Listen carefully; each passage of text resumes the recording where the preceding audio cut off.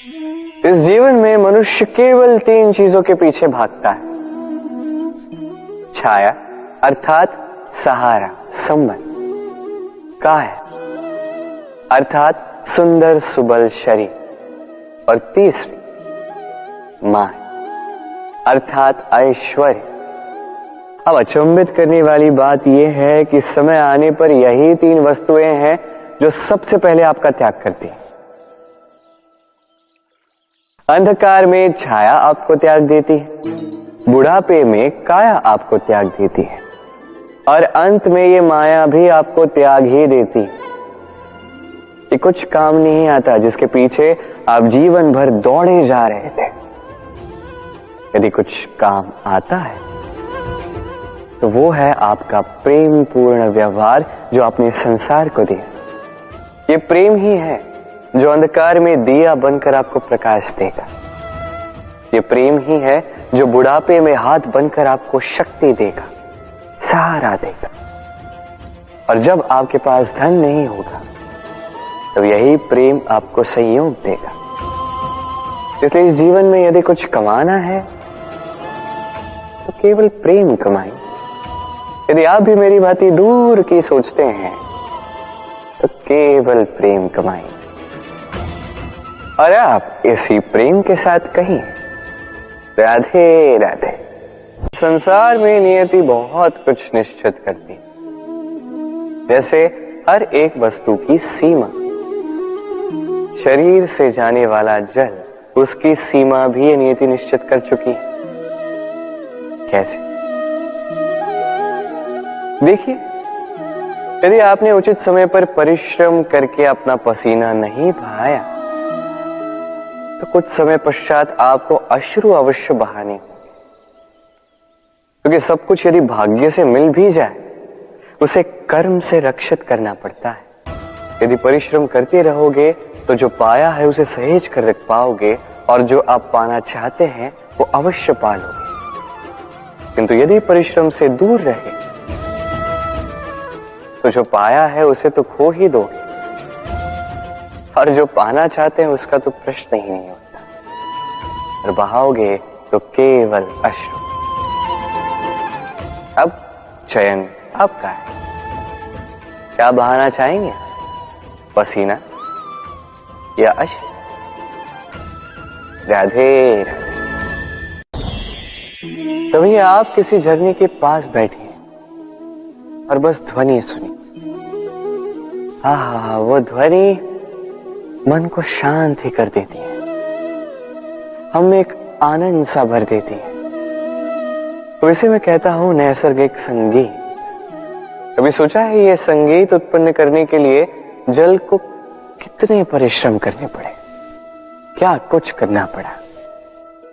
सोचिए वो जल कहां कहां से गिरा होगा, किन किन चट्टानों से जाके टकराया होगा, कैसी तीक्ष्ण रेखाओं का सामना किया होगा, उसे कैसे लांघा होगा, अपने तन में समाहित उन पत्थरों से कैसे संघर्ष किया होगा, कैसे आगे बढ़ा होगा। सोचिए ये सब होने के पश्चात ही ये संगीत सुनना संभव था। ये झरने का ये सुंदर संगीत आपके कान तक कभी पहुंचता ही नहीं यदि उस जल का विरोध करने वाले पत्थर ना होते। इसका तात्पर्य क्या है? तात्पर्य एक ही है, इन बाधाओं का सामना करें, इनसे दूर ना भागे, क्योंकि ये बाधाएं ये नैसर्गिक है। सभी के जीवन में ये बाधाएं आती हैं, इनका सामना करें, जीवन में आगे बढ़ें। और आप भी स्वयं से उत्पन्न कीजिए नैसर्गिक संगीत, और इस संसार में फैलाइए शांति और प्रसन्नता। राधे राधे। इस पुष्प को देख रहे हैं आप? कितना सुंदर है ये पुष्प। हर कोई चाहता है कि ऐसे किसी पुष्प को वो अपना ले, अपने पास रख ले। अब सोचिए पुष्प को ये जो सम्मान मिलता है ये किस कारण से मिलता है? केवल इसलिए कि ये सुंदर है? चलिए आपको कुछ समझाता। ये पुष्प जब डाली पर होता है सुगंध से हमें आकर्षित करता है। इसी पुष्प की यदि आप माला बनाओ, किसी मूर्ति पे चढ़ाओ, तो यह आदर का प्रतीक बनता है। अब यही पुष्प यदि आप शैया पे बिछा दो तो आप वो दृश्य देखकर, आप उस सुगंध से आपका मन प्रफुल्लित हो जाएगा। किंतु सोचिए, यही पुष्प यदि ये आप अर्थी पर सजाते हैं तो इस पुष्प का कोई सम्मान नहीं करता। कैसी बात है? वही पुष्प है, इस परिस्थिति में इसे सम्मान मिल रहा है, इसमें नहीं मिल रहा। क्यों? क्योंकि यही छिपी है एक महत्वपूर्ण सीख। इसका सार ये है कि सम्मान व्यक्ति या वस्तु का नहीं किया जाता, सम्मान किया जाता है समय और स्थिति का। अब समय जो है, समय हमारे वश में तो है नहीं, हमारे वश में है स्थिति। हमारी स्थिति कैसी होगी इसका निर्णय स्वयं हम लेंगे, और जैसी हमारी स्थिति होगी वैसा हमारा सम्मान होगा। तो आइए मेरे साथ प्रेम से कहिए, राधे राधे। सफलता, सफलता कौन नहीं पाना चाहता? हर एक व्यक्ति चाहता है कि सफलता स्वयं आकर उसके कदम चूमे। अब सफलता कदम केवल उनके चूमती है जिनके पांव धरातल पर होते हैं,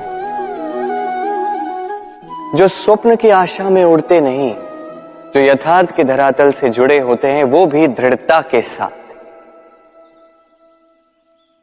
सफलता उनको नहीं मिलती जो घर पे बैठे बैठे केवल स्वप्न देखते हैं। सफलता स्वयं चलकर उनके पास जाती है, जो निरंतर प्रयास करते हैं, जो परिश्रम करते हैं और अपने इस जीवन को दूसरों के लिए स्वप्न बनाकर दिखाते हैं। तो चयन आपका है। सफल सभी होना चाहते हैं, स्वप्न सभी साकार करना चाहते हैं। स्वप्न तभी साकार होंगे जब परिश्रम करोगे, और सफलता तभी तक आपके साथ रहेगी जब तक आप विनम्र रहोगे। तो आइए मेरे साथ प्रेम से कहिए, राधे राधे।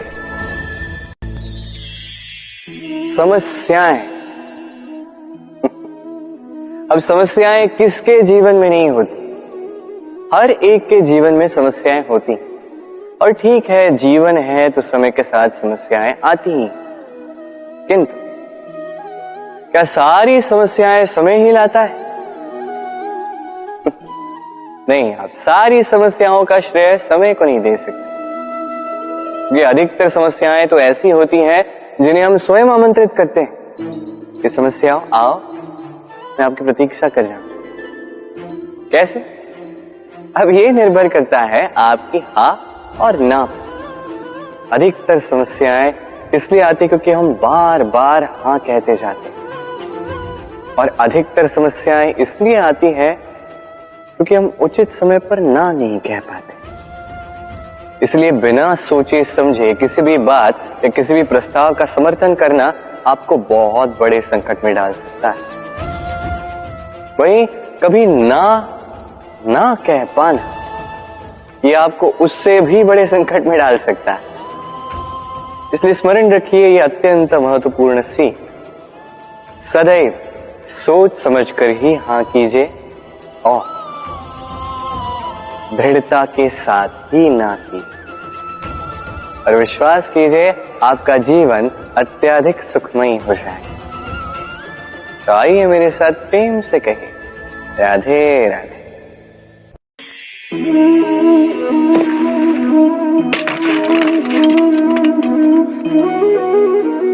ये क्या हुआ? मुझे ठोकर लगते ही ये हाथ से छूटकर गिर क्यों गया, टूट क्यों गया? अब आप कहेंगे ये तो ऐसा ही होता है इस जीवन में, इस संसार में। ठोकर लगने के पश्चात हमारे हाथ जो भी होता है वो छूट जाता है, जो बनता है वो टूट ही जाता है। किंतु क्या ये सत्य है? आपको एक बात बता देता हूं, ठोकर खाकर गिरने के पश्चात संसार की कोई भी वस्तु भले हाथ से छूट जाए, सफलता अवश्य आती। चाहे कितनी भी बुरी तरीके से आप गिरे हो, ठोकर खाई हो, भविष्य अवश्य बनता है। क्योंकि ये ठोकर, असफलता, ये कठिनाई, ये हमें ऐसे निखारती है जैसे अग्नि स्वर्ण को।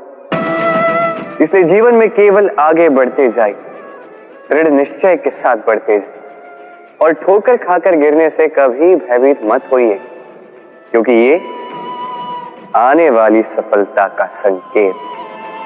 और सफलता तभी मिलेगी जब आप गिरोगे, जब आप पुनः उठोगे और जब आप पुनः जीवन में आगे बढ़ोगे। राधे।